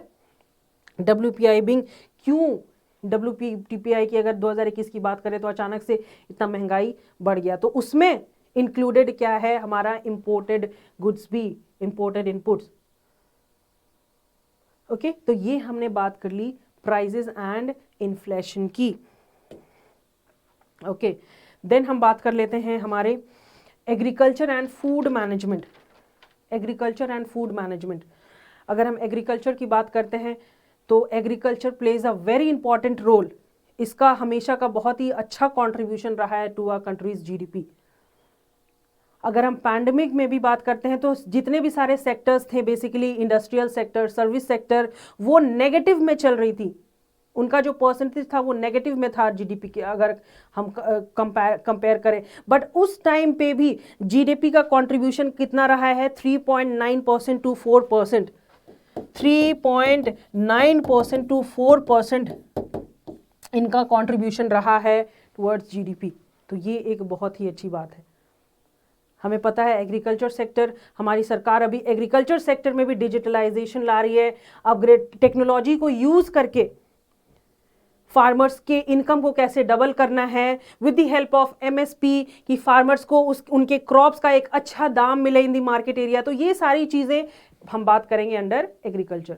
तो हमने इकोनॉमिक सर्वे अगर देखा, इकोनॉमिक सर्वे में यही बात करी गई है एग्रीकल्चर की रिगार्डिंग, की एग्रीकल्चर का जो कंट्रीब्यूशन रहा है ड्यूरिंग द पैंडेमिक ऑल्सो, तो इसका एक बहुत ही अच्छा इफेक्ट देखने को मिला, that is 3.9% to 4% contribution towards a GDP. हमें ये भी पता है कि जितने भी सारे हमारे पूरे कंट्री में अगर हम देखें तो 60 to 70% ऑफ द पॉपुलेशन किस पे डिपेंड करती है, एग्रीकल्चर सेक्टर पे फॉर देयर लाइवलीहुड, है ना। वो क्रॉप्स, वो फार्मिंग करती है, सोइंग से लेकर हार्वेस्टिंग तक वो मेहनत करती है ताकि उनके क्रॉप्स ग्रो करे। नेचुरल फार्मिंग करती है without the use of expensive fertilisers, pesticides, chemicals, ताकि हमारी प्रोडक्टिविटी अच्छी हो एंड हम जो क्रॉप्स जो ग्रो कर रहे हैं उसका एक अच्छा दाम हमें मार्केट में दिखे। तो अब हमारी सरकार का भी एक बहुत ही बड़ा अच्छा कंट्रीब्यूशन रहा है टुवर्ड्स दी एग्रीकल्चर सेक्टर, ताकि फार्मर्स को भी इसका फायदा मिल सके, फार्मर्स का भी जो इनकम है वो डबल हो सके, फार्मर्स के इनकम में भी इंक्रीमेंट देखने को मिले, ताकि उनकी भी जो स्टैंडर्ड ऑफ लिविंग है वो भी धीरे धीरे उसमें भी सुधार आए, है ना। Let's see, the agriculture sector experienced buoyant growth in the past 2 years। एक बहुत ही अच्छा ग्रोथ देखने को मिला है इन 3 सालों के अंदर, किस सेक्टर पे, एग्रीकल्चर सेक्टर पे। अगर 2021 की बात करते हैं तो जीवी एग्रीकल्चर का कितना था, 18.8% of the countries registering a growth of 3.6% in 2021 during the pandemic also. And अभी जो चल रहा है, अभी जो सिचुएशन, एग्रीकल्चर सेक्टर का कंट्रीब्यूशन कितना है, 3.9 से 4% तक इन 2021 की अगर हम रिपोर्ट देखें तो 20 की है तो 3.6%, एंड 2021 की अगर हम बात करते हैं एग्रीकल्चर सेक्टर की तो 3.9% टू 4% का कंट्रीब्यूशन रहा है एग्रीकल्चर सेक्टर का टुवर्ड्स आ जीडीपी। तो ये एक बहुत ही पॉजिटिव, एक अच्छी बात है, एक अच्छी ग्रोथ है जीडीपी सेक्टर में। हमारे एग्रीकल्चर सेक्टर में जितने भी सारे प्रोडक्ट्स जो हैं, जितने भी सारे फार्मिंग होती है, जहाँ वो कमोडिटीज़ जो बनाते हैं, एक्सपोर्ट भी इंटरनेशनली बहुत ज़्यादा होता है। वीट, राइस, पैडी, पल्सेस, इनकी एक्सपोर्ट भी देखें अगर हम तो ये बहुत ही अच्छा एक्सपोर्ट है। तभी हमारा एक्सपोर्ट जो है वो 30% से ज़्यादा एक्सपोर्ट करती है हमारी country internationally. Okay, Then minimum support price policy is being used to promote crop diversification। हमें पता है MSP क्या है, मिनिमम सपोर्ट प्राइस, कि इसमें क्या होता है, जो फार्मर्स जो अपने क्रॉप्स उगाते हैं, फार्मिंग जो करते हैं, उसका जितना मान लो फार्मर्स के मान लो 10,000 लगा है, पूरा खर्चा जो है उनका क्रॉप उगाने में 10,000 लगा है, तो हमारी सरकार का ये कहना है कि जितना फार्मर्स ने इन्वेस्ट किया है उसका 2 से 3% ज़्यादा उसको मिलेगा एज अ प्रॉफिट। फार्मर्स कभी लॉस मेक में नहीं जाएंगे। ऐसा नहीं है कि 10,000 उन्होंने इन्वेस्ट किया है तो उनको उनका जो इन्वेस्टमेंट है वो 8,000 में ही पूरा क्रॉप्स उनका बिकेगा मार्केट एरिया में, नहीं। अगर फार्मर मतलब सरकार की जो कंपनीज हैं, जो एजेंसीज हैं, हमारी गवर्नमेंट की जो एजेंसीज है, अगर वो डायरेक्टली फार्मर से फूड ग्रेन्स खरीदती है तो वो खरीदेगी एट MSP रेट। फार्मर्स को इससे प्रॉफिटेबल होगा ही होगा, कभी लॉस मेक में फार्मर्स नहीं जाएंगे। तो ये जो सारी चीज़ें हैं ये बेसिकली गवर्नमेंट क्यों कर रही है कि फार्मर्स को जो है वो और इंकरेजमेंट करे, और इंकरेजमेंट मिले, मोटिवेटेड वो फील करे, ताकि वो प्रोडक्टिविटी ज़्यादा करे, फार्मिंग ज़्यादा करे, सोइंग से लेकर हार्वेस्टिंग तक उनके क्रॉप्स जो है नेचुरली फार्म हो, ताकि मार्केट एरियाज में डिफरेंट ऑर्गेनाइजेशंस में, कंपनीज में, कॉर्पोरेशंस में वो उनके क्रॉप्स जो हैं, उनके क्रॉप्स का जो है उनको अच्छा दाम मिले। ठीक है। देन एलाइड सेक्टर्स, अगर हम एग्रीकल्चर सेक्टर में ही डिफरेंट सेक्टर्स की बात करते हैं, that is animal husbandry, dairying, fishing, steadily emerging to be high growth rate. तो एनिमल हस्बेंड्री में भी, डेयरी में भी, फिशिंग में भी, इन एग्रीकल्चर सेक्टर पूरे ओवरऑल अगर हम देखें तो एक बहुत ही अच्छा ग्रोथ देखने को मिला है टुवर्ड्स द कंट्रीज जीडीपी। एक अच्छा कॉन्ट्रीब्यूशन देखने को मिला है एग्रीकल्चर सेक्टर से towards countries GDP.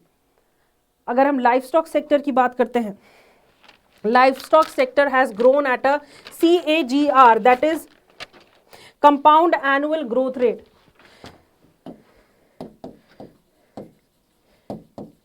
Compound annual growth rate, तो इसमें भी एक ग्रोथ देखने को मिला है of 8.15% during the last 5 years।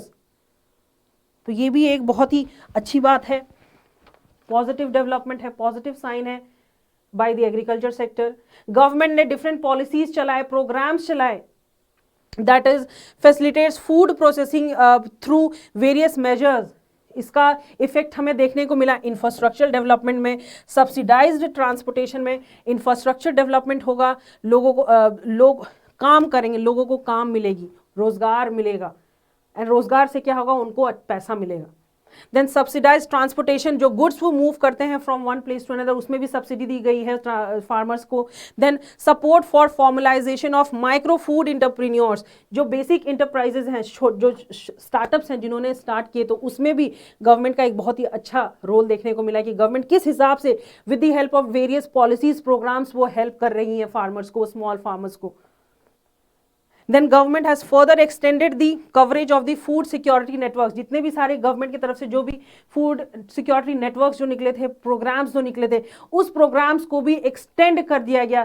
For an example यहाँ पे दिया गया है गरीब कल्याण योजना, ताकि लोगों को अच्छा खाना मिल सके, रोजगार मिल सके, रहने की जगह मिल सके। तो ये सारी चीज़ें कहाँ से इकोनॉमिक सर्वे में बात की गई है रिगार्डिंग 2021 के लिए from the agriculture sector. Okay, then हम बात कर लेते हैं हमारी इंडस्ट्री एंड इंफ्रास्ट्रक्चर की रिगार्डिंग। तो गवर्नमेंट का अगर हम बजट की भी बात करते हैं, तो गवर्नमेंट का एक बहुत भी बड़ा रोल है regarding the infrastructure development, PLI schemes, है ना। तो हम इंडस्ट्री एंड इंफ्रास्ट्रक्चर, अगर हम लास्ट ईयर की बात करते हैं 2021 की इकोनॉमिक सर्वे के अकॉर्डिंग, तो इंडस्ट्री एंड इंफ्रास्ट्रक्चर के लिए भी एस्टिमेटेड प्रोजेक्शन दिया गया है, that is it will be growth at 11.8%। Industry and infrastructure का एस्टिमेशन कितना दिया गया है, दैट इज 11%, 11.8% से ये चीज भी ग्रो करेगी। ठीक है, then the index of industrial production, तो बेसिकली IIP क्या है, index of industrial production basically क्या है, ये एक इंडिकेटर है,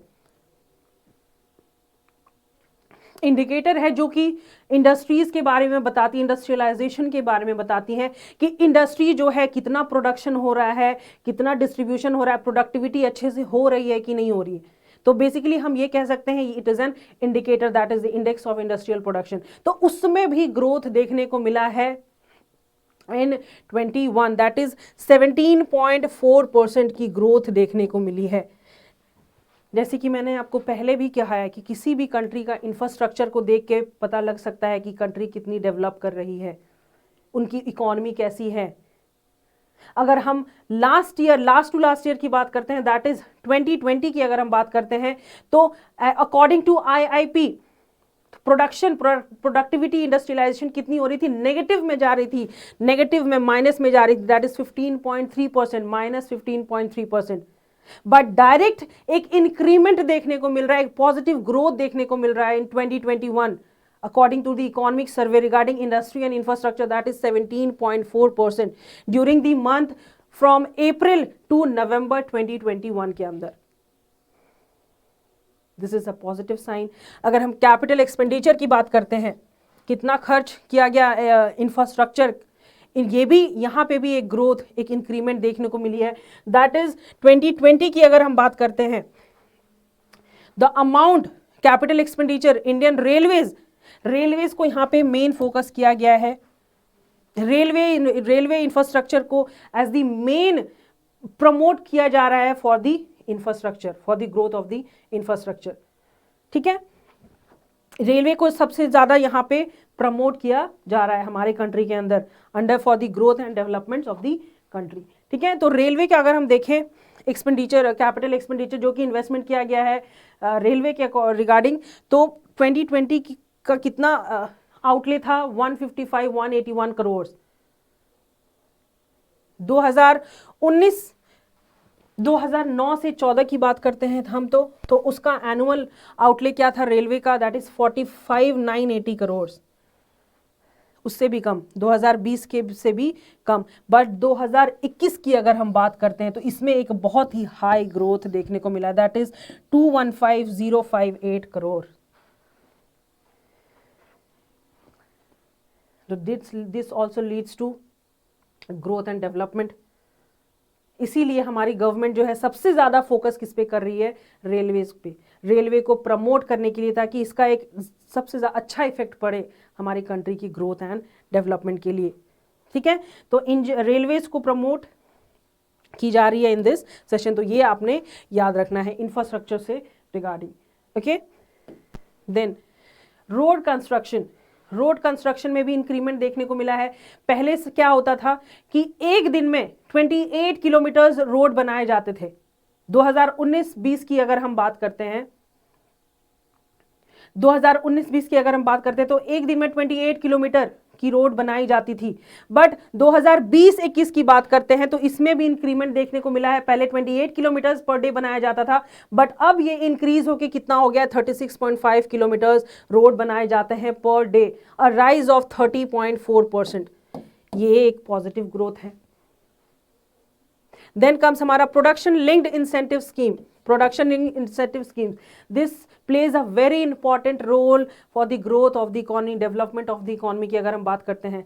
बजट सेशन में भी हमने बताया कि गवर्नमेंट का जो हमारा मेन फोकस इस बार किस पे था, PLI, प्रोडक्शन लिंक्ड इंसेंटिव।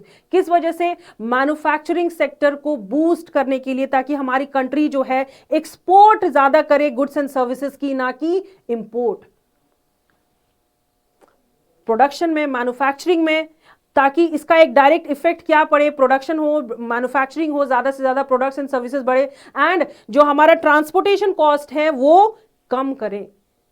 जो भी बिजनेस वर्क कर रहा है nationally, internationally, goods and services movements होता है from one place to another, तो उसमें क्या हो, गुड्स एंड सर्विसेज तो मूवमेंट हो, बट उसकी जो ट्रांसपोर्टेशन कॉस्ट है, लॉजिस्टिक चार्जेस है, वो कम हो जाए। तो इस पे भी एक बहुत ही ध्यान दिया गया है, हमारा गवर्नमेंट का मेन फोकस रहा है PLI स्कीम्स के।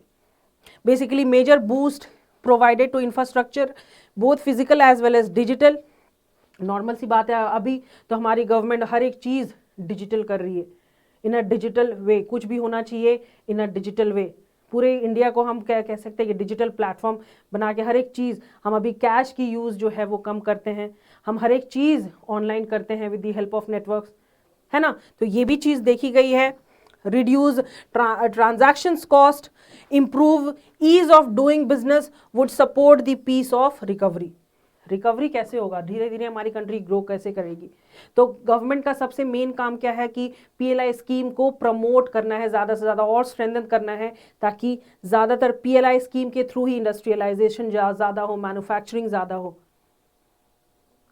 ट्रांसपोर्टेशन कॉस्ट जो है वो लोगों का कम लगे, लॉजिस्टिक चार्जेस जो है वो भी कम लगे, एंड लोग जो है वो बिजनेस अच्छे से कर सके, ट्रेडिंग वर्क अच्छे से कर सकें, basically to boost the manufacturing sector in the economy. Okay, then आ जाता है हमारा सर्विसेज। अगर हम सर्विसेज की बात करते हैं तो ड्यूरिंग द पैंडेमिक एंड अभी तक सबसे कम ग्रोथ देखने को मिला है, सबसे अगर एडवर्स इफेक्ट हमें देखने को मिला है तो वो चीज़ है सर्विस सेक्टर में। पैंडेमिक के टाइम पे सब कुछ बंद हो गया था, लॉकडाउन के टाइम पे हमारी इकॉनमी स्लो डाउन हो गई थी, है ना, रिसेस्ड हो गई थी। जितनी भी इंडस्ट्रियलाइजेशन है, मैन्युफैक्चरिंग है, प्रोडक्शन है, वो सारी चीज़ें बंद पड़ी थी लॉकडाउन के टाइम पे, है ना। तो सर्विस सेक्टर सबसे ज़्यादा अगर एडवर्स इफेक्ट हमें देखने को मिला था during the pandemics, and last year की भी हम बात करते हैं तो सर्विस सेक्टर, तो सर्विस सेक्टर का भी बहुत ही कम कॉन्ट्रीब्यूशन रहा है कंट्री के GDP के अंदर। ओके, इसका एक्सपेक्टेड ग्रोथ रेट कितना था 2021-22 के लिए, दैट इज 8.2%। एक्सपेक्टेड 2021-22 के लिए दैट इज 8.2% सर्विस सेक्टर का। ठीक है, सर्विस सेक्टर में इंक्लूड कौन कौन से हो जाते हैं, industry, trade, transport. Service sector में जो चीज़ इंक्लूडेड रहती है, ट्रेड, ट्रांसपोर्ट, टूरिज्म, तो ये सारी चीज़ें इंक्लूडेड है अंदर सर्विस सेक्टर। तो इस पे सबसे ज़्यादा एडवर्स इफेक्ट देखने को मिला। The GVA of the services crossed pre pandemic level in July September quarter 21-22। GVA of contract intensive sectors like trade, सबसे ज़्यादा पैंडेमिक का असर किस पे देखने को मिला? ट्रेडिंग पे, जो हम बिजनेस करते हैं इंटरनेशनली, नेशनली, ट्रांसपोर्टेशन पे, टूरिज्म पे, that will still remain below pre pandemic level. जो पहले था अभी भी सेम तो नहीं, बट हमारी इकोनॉमी धीरे धीरे ग्रो कर रही है, बट सर्विस सेक्टर पे इसका इंक्रीमेंट ज़्यादा देखने को नहीं मिला, सर्विस सेक्टर पे ग्रोथ ज़्यादा देखने को नहीं मिला हमारे इकोनॉमी में। तो हम कह सकते हैं कि सर्विस सेक्टर पे हमारे सरकार को ज़्यादा ध्यान देने की ज़रूरत है, इन्वेस्टमेंट करने की ज़रूरत है, क्योंकि सर्विस सेक्टर से ही 50% से ज़्यादा कॉन्ट्रीब्यूशन रहता है जीडीपी के अंदर। 50% से ज़्यादा, बेसिकली हम कह सकते हैं 50 to 54% कॉन्ट्रीब्यूशन रहता है कंट्री के जीडीपी के अंदर। तो हमारे गवर्नमेंट को अब सबसे ज़्यादा ध्यान इधर भी देने की है, that is in the service sector. ठीक है, ओवरऑल सर्विस सेक्टर जीवी एक्सपेक्टेड टू ग्रो बाय 8.2%, जैसे कि मैंने आपको पहले भी बताया, expected GDP. Then service sector के ही अंदर आ जाता है हमारा एफडीआई, फॉरेन डायरेक्ट इन्वेस्टमेंट। हमने थोड़ी देर पहले भी पढ़ा कि एफडीआई जो है हमारे कंट्री के, वो क्या बढ़ रही है, फॉरेन डायरेक्ट इन्वेस्टमेंट जो है उसमें एक ग्रोथ देखने को मिल रहा है। तो let's see, during the first half of 2021 the service sector received over 16.7 billion FDIs and almost 54% of the total FDI inflow कितना देखने को मिला इंडिया के अंदर, दैट इज 54%। तो ये एक अच्छी ग्रोथ है, अच्छी बात है ना। देन अगर हम रिफॉर्म्स की बात करते हैं तो गवर्नमेंट हमारी वेरियस रिफॉर्म्स भी लाई है, रेगुलेशंस, रूल चेंजेस भी हुआ है। Major government reforms includes removing telecom regulations, telecom में रेगुलेशंस जो था उसको हटाया गया। IT BPO सेक्टर्स में भी काम की हमारे गवर्नमेंट ने। Then space sector to private players के ऊपर भी ध्यान दिया गया इन दी सर्विस सेक्टर की अगर हम बात करते हैं तो। देन देन हमारा आ जाता है एक्सपोर्ट। एक्सपोर्ट का एक बहुत ही मेजर रोल रहा है हमारे कंट्री के जीडीपी में। अगर कंट्रीब्यूशन हम देखें तो एक्सपोर्ट का जो कंट्रीब्यूशन है वो बहुत ही ज़्यादा रहा है हमारी कंट्री का इंटरनेशनली। एग्रीकल्चर सेक्टर से भी देखें तो 25 से 35% तक का एक्सपोर्ट होता है सिर्फ हमारे कंट्री से इंटरनेशनली। तो ये भी एक अच्छी बात है, एक बहुत ही पॉजिटिव डेवलपमेंट्स यहाँ पे भी देखने को मिले हैं। अगर हम इसकी बात कर लेते हैं, then services export surpassed pre pandemic level in January March quarter 2020-21। अगर हम एक्सपोर्ट की बात करते हैं, पैंडेमिक के टाइम पे थोड़ी बहुत कमी हुई थी, बट उसके बाद अगर 21 की बात करते हैं तो it again grew up by 21.6% in the first half of 2021। Basically demand बढ़ेंगे तो सप्लाई भी बढ़ेगी, डिमांड बढ़ेंगे, सप्लाई की ज़रूरत है, प्रोडक्ट्स की ज़रूरत है। प्रोडक्ट्स कैसे बनेंगे जब तक सप्लाई, प्रोडक्टिविटी ज़्यादा इंक्रीज नहीं होगा। प्रोडक्टिविटी होगी गुड्स एंड सर्विसेज की, गुड्स बन के तैयार हो जाएगी फाइनल कंज्यूमर्स तक पहुंचने के लिए, एंड वो चीज़ एक्सपोर्ट भी होगी। तो दोनों जगह यहाँ पे हो जाता है। तो एक्सपोर्ट का एक बहुत ही मेजर रोल रहा है, हम कह सकते हैं, कंट्री के ग्रोथ में। ठीक है, देन हम आ जाते हैं स्टार्टअप्स पे। बेसिकली स्टार्टअप्स इकोसिस्टम, इंडिया तो ऐसे ही जाना जाता है कि one of the largest ecosystem जो है स्टार्टअप्स का कहाँ से है? इंडिया से। तो India has become the third largest startup ecosystem in the world. तीसरे पोजीशन पे अगर पूरे वर्ल्ड में हम देखें, इंडिया का पोजीशन क्या है? थर्ड पोजीशन है इन टर्म्स ऑफ स्टार्टअप इकोसिस्टम। छोटी बिजनेस है, कैपिटल कम है, एंड उसी कैपिटल हमने इन्वेस्ट कर दिया, हम उसी बिजनेस को रोल कर रहे हैं, इन्वेस्ट कर रहे हैं, हमें प्रॉफिट मिल रहा है, फिर हम बिजनेस में लगा रहे हैं। तो ये एक चीज़, इन्वेस्टमेंट कर रहे हैं, प्रॉफिट भी आ रहा है। तो पूरे स्टार्टअप इकोसिस्टम की हम बात करते हैं तो इंडिया का कितना पोजीशन है? Third position in terms of startups ecosystem. ठीक है, in the world after US and China. पहला कौन है? US, then China, and the third largest position किसका है? इंडिया का। ठीक है, startup increase to over 14,000 in 2021 from 733। अगर हम 2016-17 की बात करते हैं तो हमारी कंट्री में पूरे स्टार्टअप्स की अगर पूरी तादाद देखें तो ओनली 733 थी। बट अभी हम अकॉर्डिंग टू इकोनॉमिक सर्वे 2021 की बात करते हैं तो ये बढ़ के हो गया है 14,000 स्टार्टअप्स इन दी वर्ल्ड। इसके लिए इसका पोजीशन क्या है? पूरे वर्ल्ड में थर्ड पोजीशन पे है इंडिया। ओके, देन इसी में इंक्लूडेड है 44 Indian startups have achieved unicorn status. 14,000 में से 44 ऐसे इंडियन स्टार्टअप्स हैं जिन्होंने यूनिकॉर्न अचीव किया है, यूनिकॉर्न स्टेटस अचीव किया है। यूनिकॉर्न बेसिकली क्या हो जाता है? यूनिकॉर्न बेसिकली कोई कंपनी है जिनका नेट वर्थ जो है 1 बिलियन से ज्यादा हो गया है, 1 बिलियन से ज्यादा क्रॉस हो गया है, that is unicorn status. Net worth of 1 billion cross कर गया है, दैट इज यूनिकॉर्न। ठीक है, तो unicorn total 83 most of which are in the services sector. तो ये हम बात कर रहे हैं नॉर्मली सर्विसेज सेक्टर की। ठीक है, 14,000 में से 44 ऐसे इंडियन स्टार्टअप्स हैं जिनको यूनिकॉर्न स्टेटस मिला। ठीक है, एंड 40 पूरे अगर पिछले साल की देखें 14,000 में से 83 ऐसे कंट्रीज हैं। 83 की अगर बात करते हैं तो वो चीज स्टार्टअप्स कब हुई? 2021 में। 2021 की बात अभी चल रही है, that is 83 most of which are in the services sector. तो ये हमने बात कर ली सर्विसेज सेक्टर की। देन हम आ जाते हैं हमारा सोशल इंफ्रास्ट्रक्चर एम्प्लॉयमेंट की। सोशल इंफ्रास्ट्रक्चर की हमारी जो सरकार है वो society, in terms of society वो क्या क्या ला रहे हैं, क्या क्या कर रही हैं सोसाइटी के लिए, सोसाइटी के बेनिफिट के लिए वो क्या क्या चीज़ें प्रोवाइड कर रही हैं लोगों को। एंड बात हो जाती है एम्प्लॉयमेंट की। अगर एम्प्लॉयमेंट की बात करते हैं तो ये एक बहुत ही इम्पॉर्टेंट रोल प्ले करता है किसी भी पर्टिकुलर इंडिविजुअल की। अगर हम बात करते हैं रोजगार, एम्प्लॉयमेंट, काम, है ना। तो ड्यूरिंग दी पैंडेमिक हमें ये चीज़ स्लो देखने को मिली कि पैंडेमिक के टाइम पे हर एक चीज़ बंद पड़ा था, लॉकडाउन्स थे, तो उस टाइम पे काम कहाँ मिले? लोगों का जो काम था वो भी वो छोड़ के अपने अपने घर चले गए ड्यू टू दी पैंडेमिक।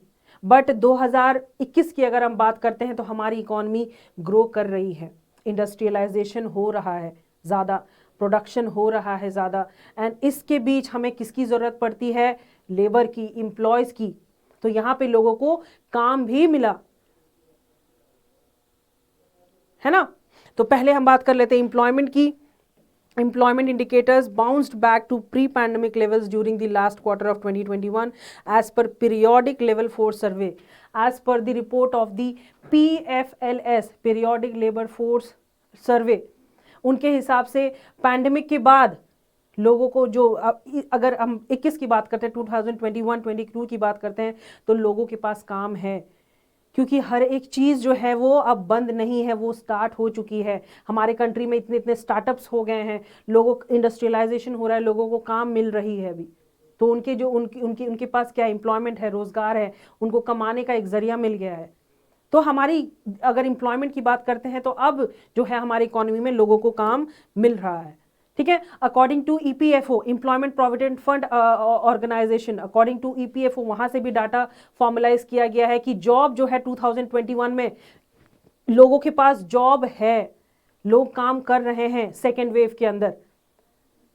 जो हमारा पहला इम्पैक्ट देखने को मिला था, एडवर्स इफेक्ट देखने को मिला था कोविड-19 जो पहला कोविड वेव चला था, उसमें एक एडवर्स इफेक्ट लोगों के लाइफ के ऊपर देखने को मिला था। लोग मर रहे थे, उनके पास काम नहीं था, लोग काम छोड़ छोड़ के घर चले जा रहे थे, हर एक चीज बंद पड़ा था लॉकडाउन में। But second wave, during the second wave, according to EPFO, हमारा जो जॉब्स था वो कंटिन्यू है, अभी तक चल रहा है ना। Adverse impact of covid on formalisation of job much lower than during the first Covid wave. First Covid wave के दौरान क्यों नहीं जॉब, कैसे जॉब मिलेगा लोगों को? हर एक चीज बंद पड़ा था, तो जॉब कहाँ से है? लॉकडाउन चल रहे थे पूरे वर्ल्ड में, तो जॉब कहाँ से मिलेगा? तो उस टाइम पे हर एक चीज पे एक एडवर्स इफेक्ट देखने को मिला था। जो भी हमारी सेविंग्स थी वही हमने बैठ के घर पे खाया, है ना, क्योंकि हमारी बेसिक नीड्स जो है उसको तो पूरी करनी ही पड़ेगी। बट हमारा जब सेकेंड वेव आया तो सेकेंड वेव के दौरान अकॉर्डिंग टू ईपीएफओ लोग काम कर रहे थे, लोगों के पास जॉब था, वो उनको एक income as a source of income generate हो रहा था उनके पास, उनके जो नीड्स है वो भी पूरे हो रहे हैं अभी तक। एंड इकोनॉमी, इसी के हिसाब से हमें पता चलता है कि इंफ्रास्ट्रक्चर डेवलपमेंट हो रहा है, different sectors, education, health, then हम कह सकते हैं एग्रीकल्चर सेक्टर, सर्विस सेक्टर। तो हर एक चीज में जीडीपी ग्रोथ रेट, हर एक चीज में हमें ग्रोथ देखने को मिल रही है, तो हमारी इकोनॉमी भी जो है वो ग्रो कर रही है ना। देन हम कर लेते हैं सोशल इंफ्रास्ट्रक्चर की बात, वो हमने कर ली एम्प्लॉयमेंट की बात। अगर हम सोशल इंफ्रास्ट्रक्चर की बात कर लेते हैं तो यहाँ पे बात आ जाती है हमारी हेल्थ को लेके, हमारी एजुकेशन को लेके, हमारे न्यूट्रिशन को लेके, मतलब welfare of the society, society के वेलफेयर के लिए, उसके बेनिफिट के लिए हमारी सरकार क्या क्या कर रही है। पिछले साल की अगर रिपोर्ट देखें तो उसमें कितना खर्च हुआ सरकार का, पॉलिसीज प्रोग्राम जो थी लोगों की तरफ। तो let's see expenditure on social services, health, education and others, central and state proportion, अगर उसका अगर जीडीपी है तो वो देखते हैं तो उसमें भी इंक्रीमेंट देखने को मिली है, दैट इज 6.2% इन 2014-15। एंड अगर 21-22 की बात करते हैं तो ये एक डायरेक्ट इंक्रीमेंट यहाँ देखने को मिला है, एक डायरेक्ट ग्रोथ देखने को मिला है, दैट इज 6 से डायरेक्ट 8% पे, है ना। अगर हम पैंडेमिक की भी बात करते हैं तो उस टाइम पे भी सर हमारे गवर्नमेंट के पास रेवेन्यू आने का सोर्स कहीं से, रेवेन्यू कहाँ से जनरेट हो वो चीज़ नहीं थी, है ना, पैसा कहाँ से आना था वो चीज़ नहीं थी, बट उन्हें खर्च करना ही था। उन्होंने इकोनॉमी के ऊपर खर्च किया, लोगों के ऊपर खर्च किया, लोगों के बेनिफिट के लिए, वेलफेयर के लिए खर्च की गई। ठीक है, अगर हम नेशनल फैमिली हेल्थ सर्वे की बात करते हैं तो उसमें आ जाता है हमारा टोटल फर्टिलिटी रेट। ओके, अगर हम टोटल फर्टिलिटी की रेट की बात करते हैं तो वो चीज डिक्रीज देखने को मिली है, that is it has came down to 2%। ये बहुत ही अच्छी बात है, 2%, जिसका रिप्लेसमेंट रेट जो है that is 2.1।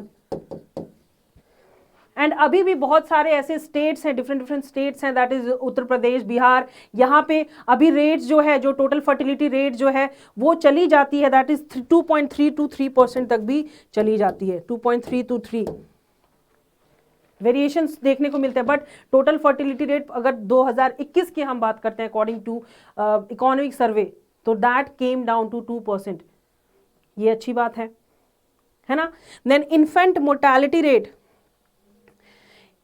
Infant mortality rate उसमें भी क्या है, under 5 mortality rates and institutional births have improved in 2019-20।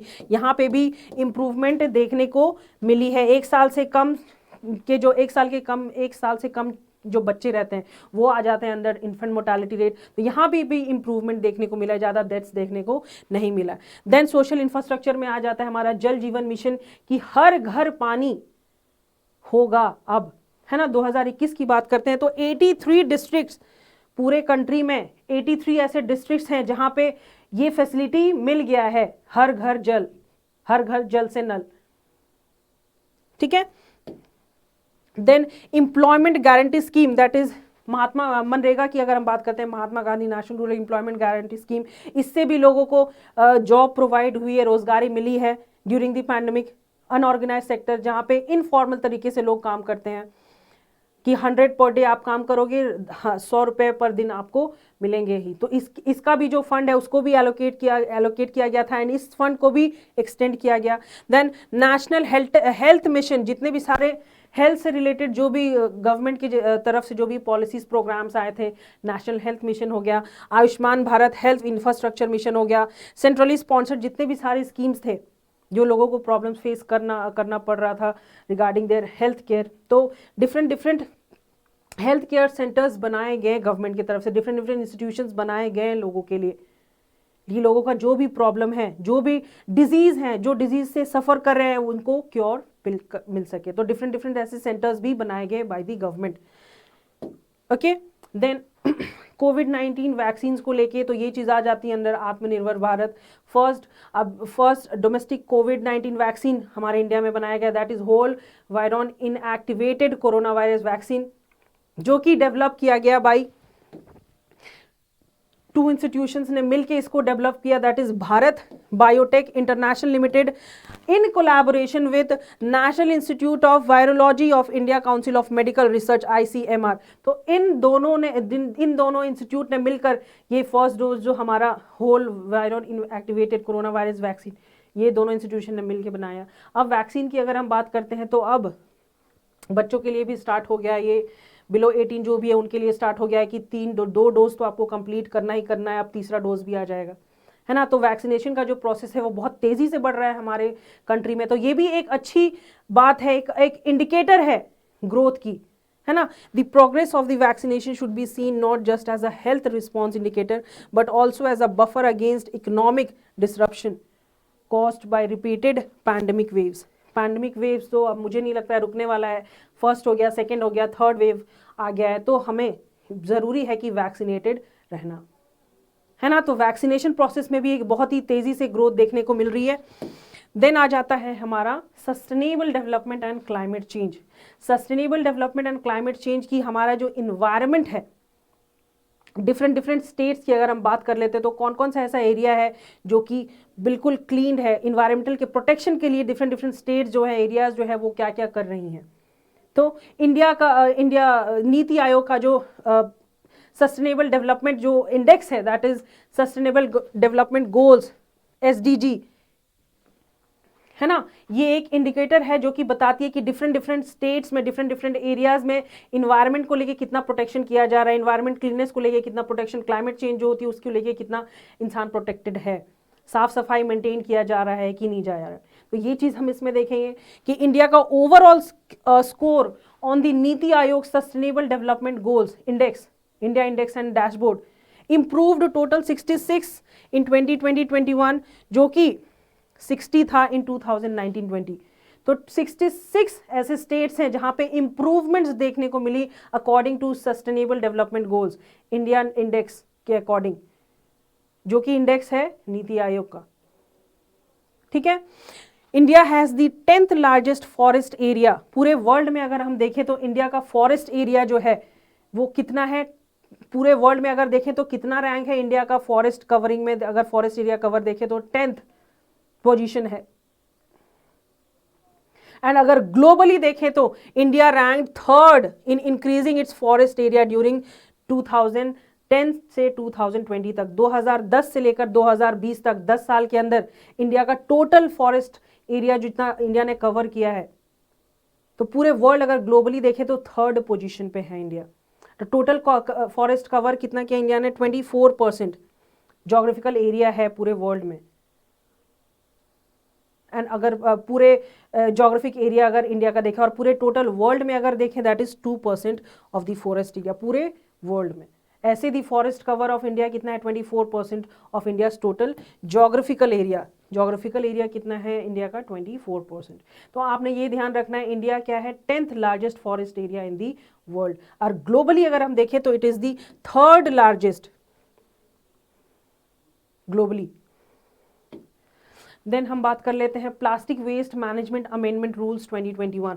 आपको याद होगा कि प्लास्टिक जो है, जो कैरी बैग हमें मिलता है, कोई भी सामान हम जाते हैं मार्केट एरिया में, मार्केट लेने के लिए सामान, तो वहाँ पे क्या होता था, हमें बीच में प्लास्टिक बैन कर दिया गया था, हमें प्लास्टिक में नहीं मिल रहा था कोई भी सामान, हमें पेपर्स में मिल रहा था, है ना। तो ये भी चीज़ निकाली गई for the protection of the environment. हमारे गवर्नमेंट की तरफ से ये भी, इस रूल्स को भी निकाला गया कि इस रूल में भी चेंजेस आए, amendments regarding plastic waste management amendment rules 2021। ठीक है, इसकी भी बारे में बात की गई, ये भी प्लान सक्सेसफुल हुआ था। देन हम बात करते हैं कि the compliance status of grossly polluting industries located in the Ganga main stream. एक इंडस्ट्री बनाया गया, मेनली गंगा की अगर हम बात करते हैं तो जितनी भी सारी गंदगी होती है, पॉल्यूटेड थिंग्स होते हैं, वेस्ट होते हैं, तो वो सारी चीज़ें क्या हो जाती है, गंगा नदी में इकट्ठा हो जाती हैं। तो उस चीज़ को साफ करने के लिए एक इंडस्ट्री बनाया गया, that is compliance status of grossly polluting industry. तो उसमें भी इंप्रूवमेंट देखने को मिला है, दैट इज अगर हम 2017 की बात करते हैं तो 39% इंप्रूवमेंट देखने को मिला था इन गंगा, बट अगर 2020-21 की बात करते हैं तो डायरेक्ट 81% इंप्रूवमेंट देखने को मिला है। तो ये भी एक बहुत ही अच्छी बात है, पॉजिटिव ग्रोथ है, डेवलप कर रही है हमारी इकोनॉमी, अगर हम सस्टेनेबल डेवलपमेंट की बात करते हैं क्लाइमेट चेंज को लेकर। Then COP26 conference of parties 26, इसके बारे में आपको पता ही होगा, यूपीएससी में ये क्वेश्चंस पूछे गए हैं यूपीएससी लेवल में। जो हम सिविल सर्विसेज की अगर हम बात करते हैं, COP26 जहाँ पे हमारी कंट्री के प्राइम मिनिस्टर जो हैं, डिफरेंट मिनिस्टर्स हैं, यहाँ पे बात की गई, डिफरेंट कंट्रीज से भी मिनिस्टर्स आए हैं। The main theme of this conference of parties 26 का मेन एम क्या था, क्लाइमेट चेंज के ऊपर बात करी गई, क्लाइमेट एक्शन को लेकर, है ना। क्लाइमेट एक्शन जो था इसका पहला थीम, पहला मेन एम था इस कॉन्फ्रेंस पार्टी का। Economically, in terms of economically, socially, politically, हर एक चीज के बारे में बात करी गई, बट मेन थीम इनका क्या था, क्लाइमेट एक्शन को लेकर, है ना। तो ये सारी जो चीजें हैं, ये डिफरेंट एरियाज हैं जहाँ पे हमें ग्रोथ एंड इम्प्रूवमेंट्स देखने को मिला। तो सबसे ज़्यादा अगर हम देखें तो हमारी गवर्नमेंट को सबसे ज़्यादा ध्यान देने की ज़रूरत किस में है? सर्विस सेक्टर में, वहाँ पे इन्वेस्टमेंट करने की ज़रूरत है। जैसे कि मैंने आपको बताया 50 टू 54% कॉन्ट्रीब्यूशन कहाँ से आता है? सर्विस सेक्टर से आता है। तो वो चीज़ वहाँ पे थोड़ा कमी देखने को मिला। अगर हम इकोनॉमिक सर्वे की बात करते हैं, बाकी जितनी भी सारी हमने चीज़ें डिस्कस करी, that is GDP growth rate को लेके, इन्फ्लेशन को लेके, देन सस्टेनेबल डेवलपमेंट को लेके, इंफ्रास्ट्रक्चर को लेके, सोशल इंफ्रास्ट्रक्चर, ये सारी चीज़ों में हमें ग्रोथ देखने को मिली 2021 में, है ना। तो ये एक पॉजिटिव ग्रोथ है, एक पॉजिटिव डेवलपमेंट है। अगर हम अपनी कंट्री की बात करते हैं, अब हमारी कंट्री बहुत ही डेवलप्ड वे में चल रही है, ग्रो कर रही है, हर एक सेक्टर्स में, एक्टिविटीज़ में ग्रोथ देखने को मिल रहा है। तो ये एक बहुत ही अच्छी बात है ना। तो गाइज, ये हुआ हमारा आज का सेशन ख़त्म। हमने फुल इकोनॉमिक सर्वे जो है वो डिस्कस किया इन डिटेल। अगर आपको कोई भी प्रॉब्लम हो रिगार्डिंग एनीथिंग, कोई क्वेरी हो, तो आप मुझे कमेंट के थ्रू पूछिए, मैं आपको आंसर दूंगी। So thank you everyone, have a great day ahead. हम मिलते हैं अपने नेक्स्ट सेशन में।